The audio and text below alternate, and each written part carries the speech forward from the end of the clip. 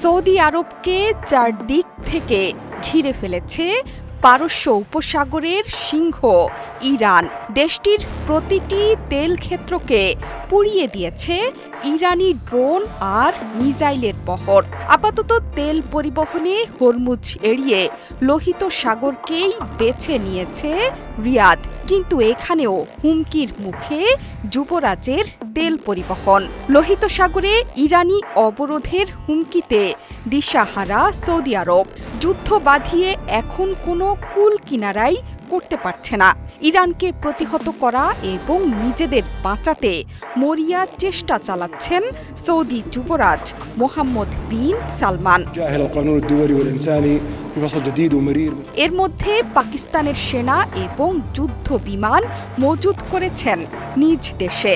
বিশেষজ্ঞরা বলছেন, ইরানের বিরুদ্ধে চলমান যুক্তরাষ্ট্র এবং ইসরায়েলের যুদ্ধে সৌদি আরব যদি সরাসরি অংশ নেয়, তবে পাকিস্তানের সাথে দ্বিপাক্ষিক প্রতিরক্ষা চুক্তি চালু করবে রিয়াদ। শুধু তাই নয়, সৌদি আরবে এখন অবস্থান করছে পাকিস্তানের এক ঝাঁক যুদ্ধ বিমানের বহর। এই যুদ্ধে সৌদি আরবের ভূমিকা নিয়েও নানা মত বিশেষজ্ঞদের। ইরান যুদ্ধে সৌদি আরবের প্রায় প্রতিটি তেল স্থাপনায় বিধ্বংসী আঘাত হেনেছে শহীদ আয়াতুল্লাহ আলী খামেনির দেশ ইরান।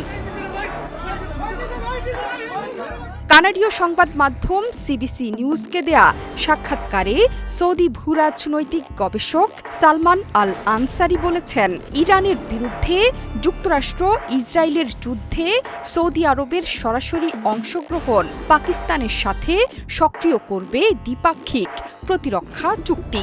এই চুক্তির আওতায় সৌদি আরব পাকিস্তানের পারমাণবিক অস্ত্র ভাণ্ডারের সহায়তা নিতে পারে বলে মনে করছেন এই সৌদি বিশ্লেষক। তার মতে আক্ষরিক অর্থেই সৌদি আরবের ওপর আছে পাকিস্তানের পারমাণবিক ছাতা। গত বছর কাতারের দোহায় ইসরায়েলি হামলার পর নড়ে চড়ে বসে পুরো মধ্যপ্রাচ্য। সে সময় সৌদি আরব এবং পাকিস্তানের মধ্যে স্বাক্ষরিত হয় পারস্পরিক প্রতিরক্ষা চুক্তি। এই চুক্তির মূল ভিত্তি ন্যাটো অনুচ্ছেদ 5-এর মতো, যেখানে বলা হয়েছে যে কোনো একটি দেশের ওপর আক্রমণ মানে উভয় দেশের ওপর আক্রমণ। অর্থাৎ সৌদি আরব বড় ধরনের বা দীর্ঘস্থায়ী হামলার শিকার হলে তাকে সামরিক সহায়তা দিতে বাধ্য থাকবে পাকিস্তান।